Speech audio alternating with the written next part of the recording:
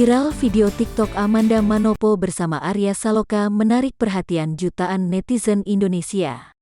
Diunggah pada tanggal 31 Maret tahun 2021, video tersebut telah ditonton lebih dari 29 juta pengguna TikTok hingga Minggu tanggal 4 April tahun 2021. Dalam video tersebut, terlihat jika pemeran Andin dalam sinetron Ikatan Cinta tersebut tampak berada di sebuah lorong.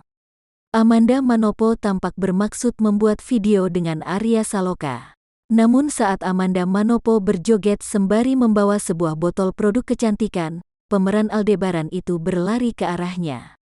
Arya Saloka lantas ikut berjoget di belakang Amanda Manopo.